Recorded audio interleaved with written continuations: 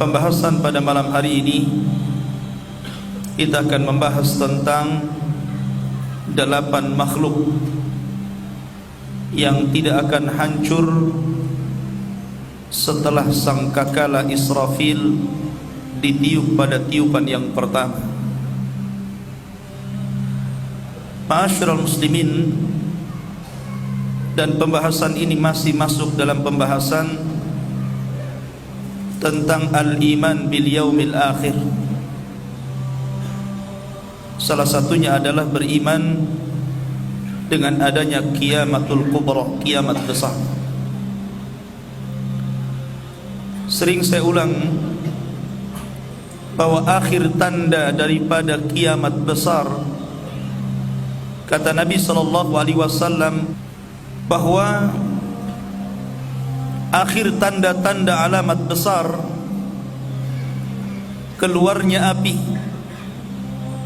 dari bumi perut Aden. Dalam riwayat dari Hijaz, yang menggiring manusia ke tempat kumpulnya mereka ketika kiamat dibangkitkan. Dan Nabi SAW mengisyaratkan ke arah Syam. Lah ketika api itu sudah menggiring manusia dan seluruh manusia sudah berkumpul di Syam, maka Nabi SAW bersabda, la taqumus sa'ah illa ala syiraril khalqi. Tidak mungkin tegak hari kiamat kecuali yang hidup pada hari itu hanyalah orang-orang yang buruk yang ada di permukaan bumi ini. Maka dari situlah Allah Subhanahu wa ta'ala memerintahkan Israfil, satu-satunya malaikat yang ditugaskan hanya meniup sangkakala saja. Dia tidak bertugas kepada yang lainnya.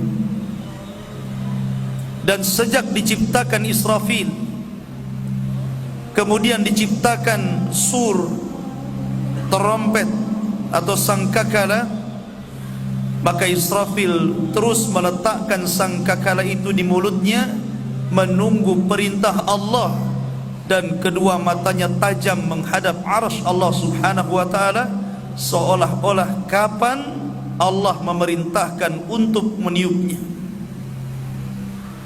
Sehingga dalam hadis Abi Dzar ataupun hadis Abi Sa'id Al-Khudri yang dikeluarkan dari Imam At-Tirmidzi, ketika ada Nabi SAW dan para sahabatnya, dilihatnya muka Nabi SAW selalu termenung sedih.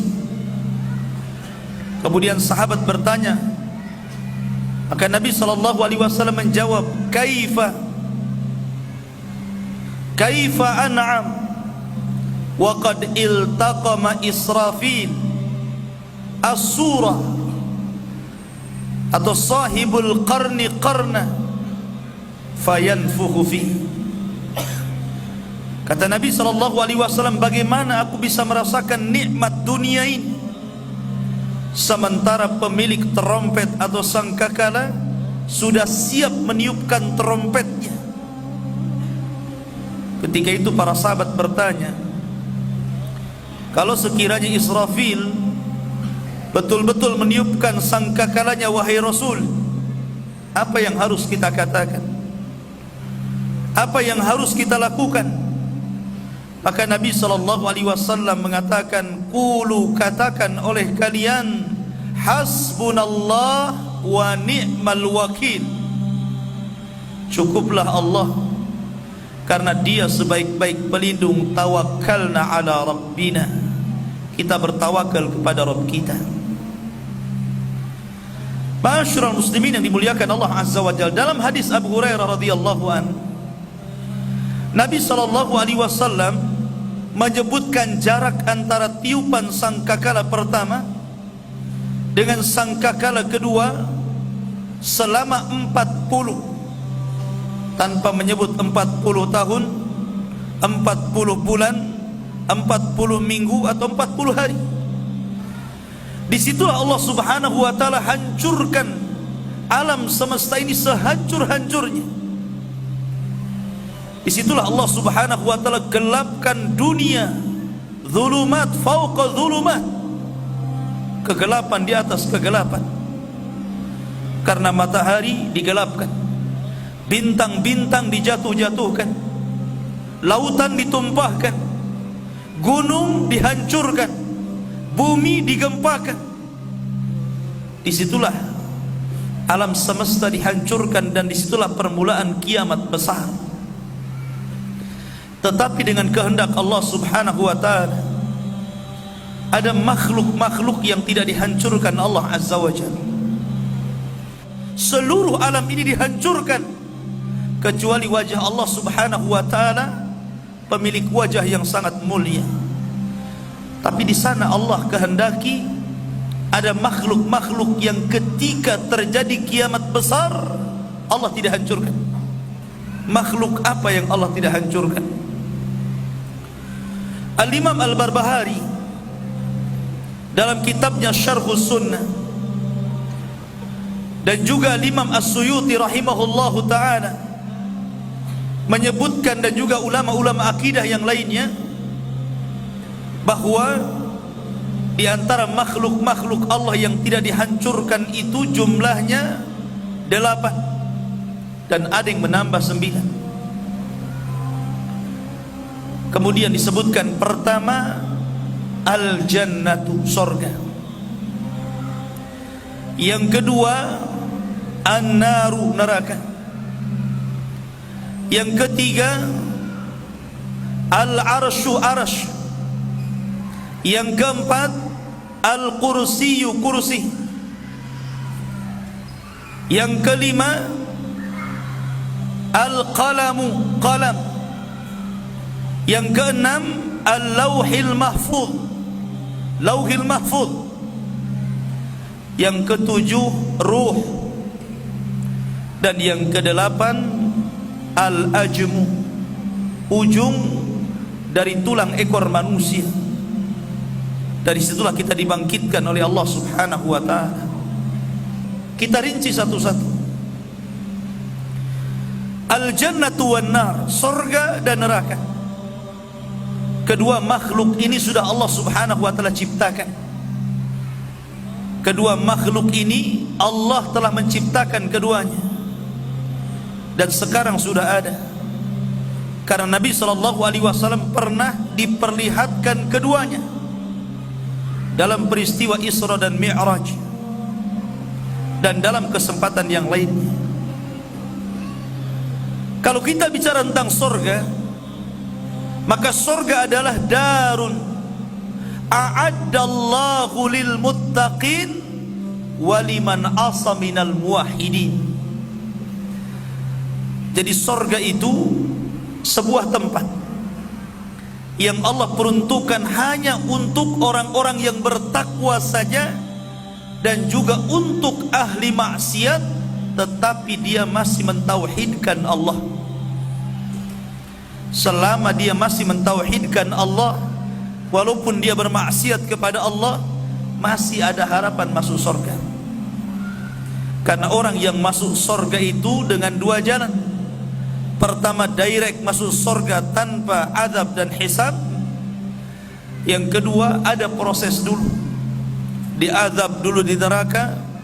Setelah mendapatkan syafaat, baru kemudian dikeluarkan dan dimasukkan ke dalam surga. Surga ini berbeda dengan neraka, karena surga itu sifatnya darajat, sementara neraka itu sifatnya darakat. Darajat artinya semakin tinggi surga, maka semakin indah dan mulia. Semakin rendah neraka, maka semakin buruk dan mengerikan kondisinya. Allah subhanahu wa ta'ala memberikan pintu-pintu neraka lebih sedikit dibandingkan pintu surga. Karena pintu surga itu 8, tapi pintu neraka itu 7. Dan ini ingin menjelaskan kepada kita bahwa rahmat Allah lebih luas dibandingkan kemurkaannya. Neraka ini untuk siapa? sebuah tempat yang Allah peruntukkan untuk orang-orang kafir dan juga orang-orang munafikin dan juga orang-orang mujrim. Mereka dimasukkan ke dalam neraka.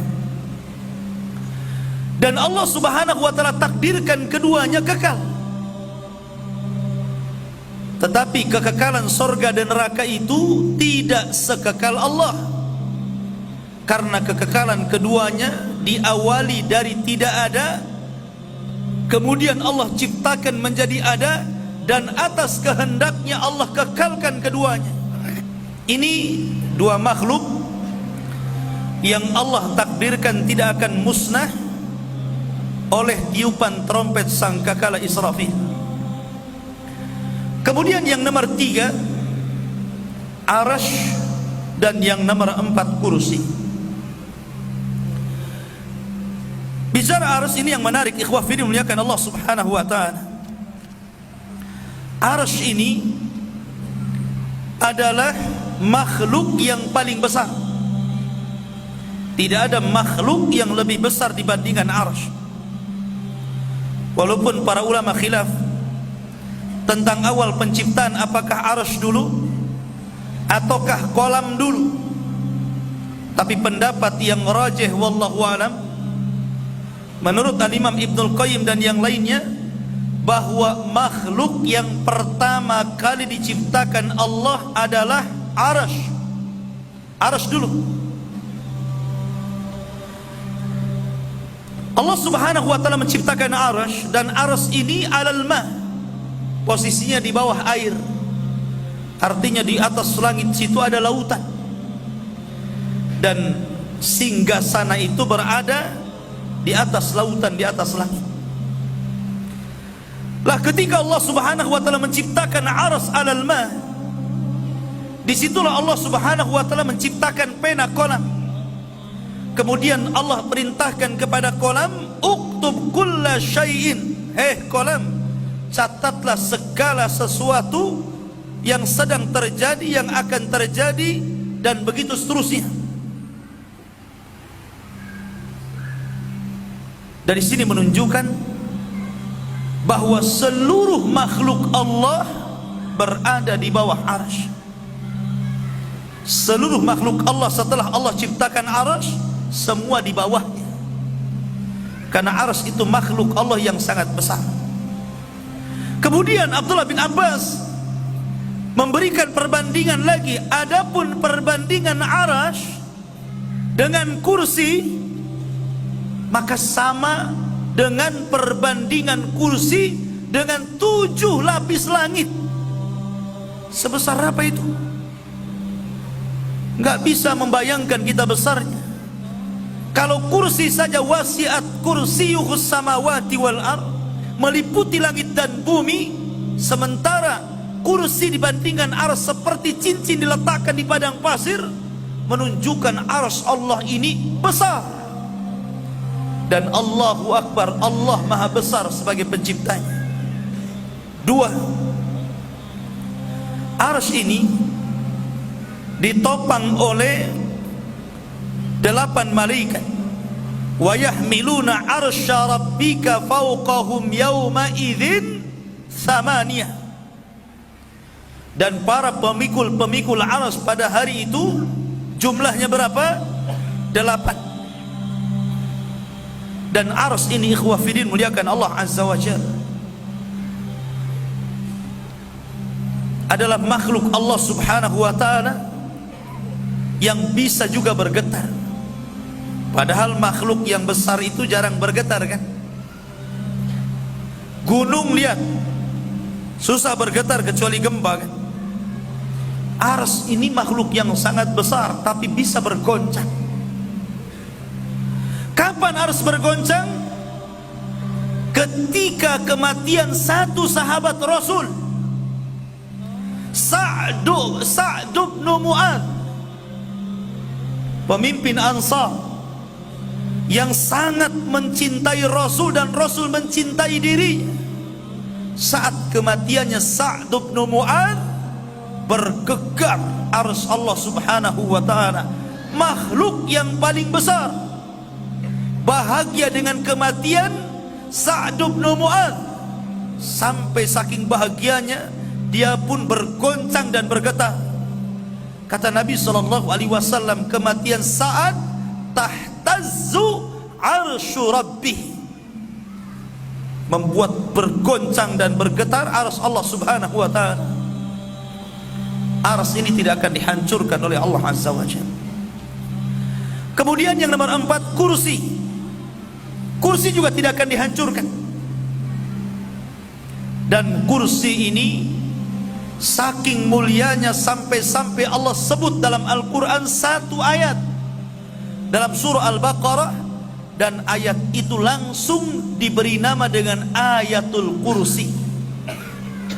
Bahkan kata ulama tafsir, satu-satunya ayat yang paling mulia dibandingkan ayat-ayat yang lain dalam Al-Quran yang 30 juz itu, tidak ada yang lebih mulia dan bisa menandingi kemuliaan ayat kursi.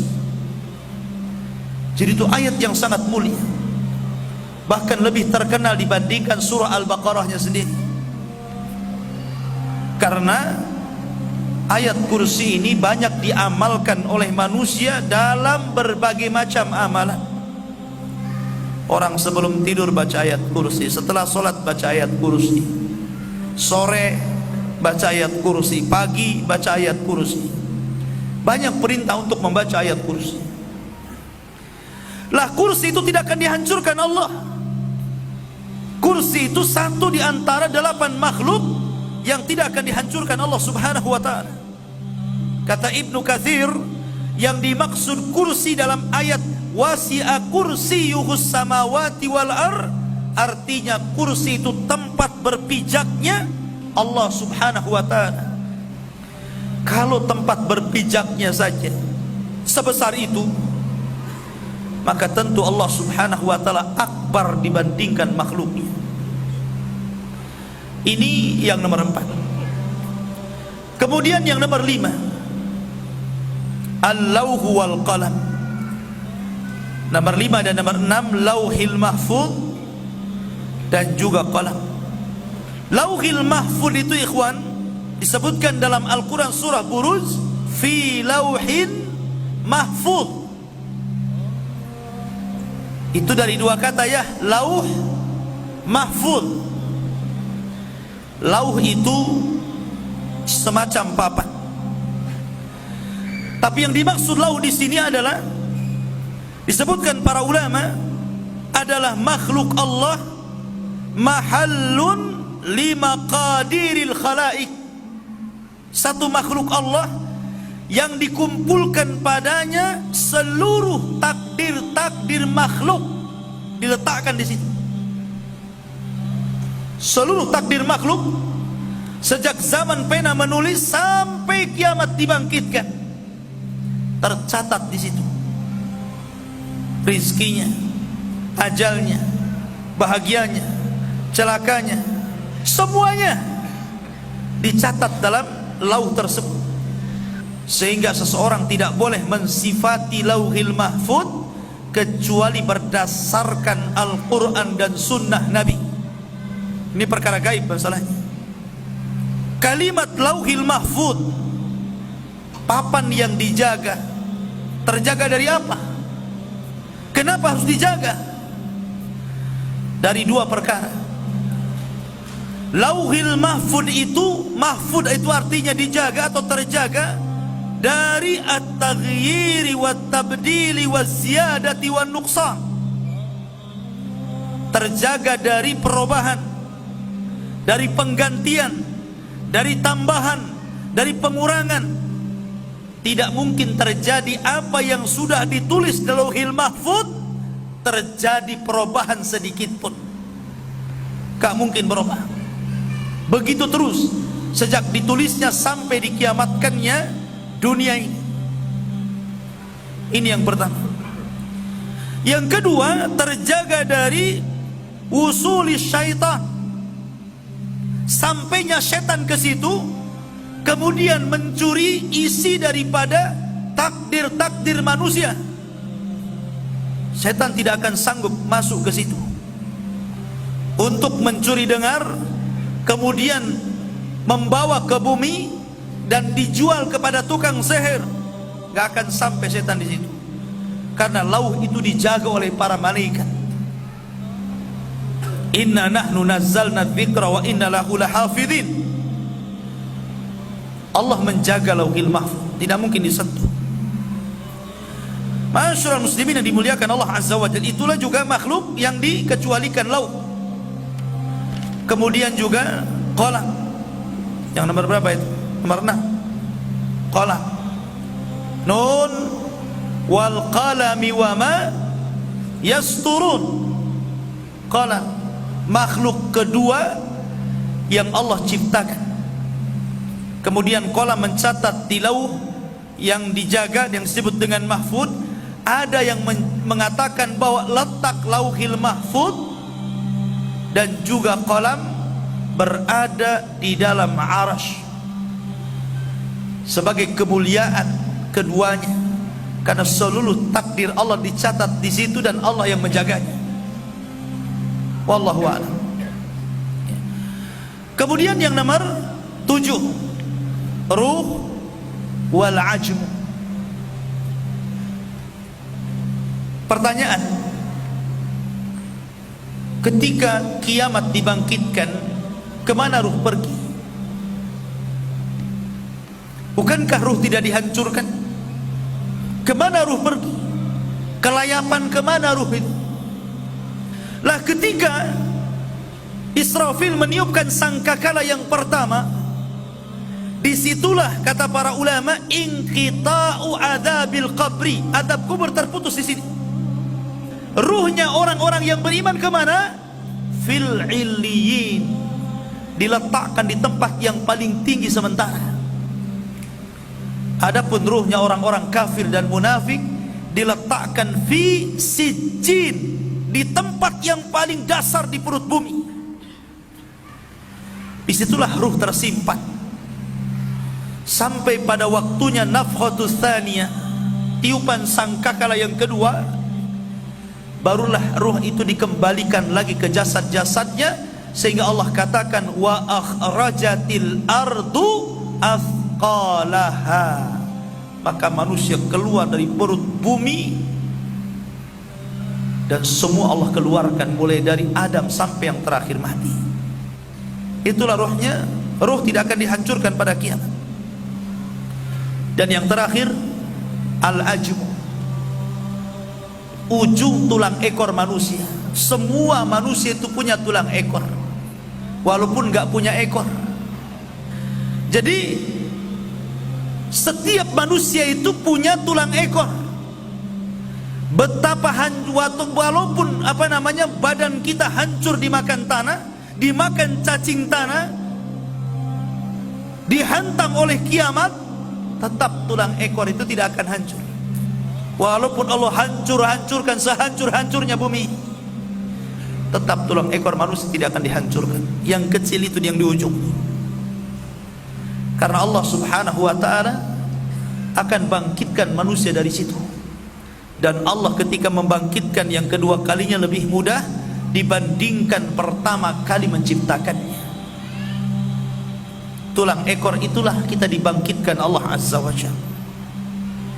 Dari sini ikhwah fillah muliakan Allah Subhanahu wa ta'ala, teranglah jelaslah bahwa makhluk-makhluk ini tidak dihancurkan Allah Subhanahu wa ta'ala pada hari ketika Allah menghancurkan alam semesta ini.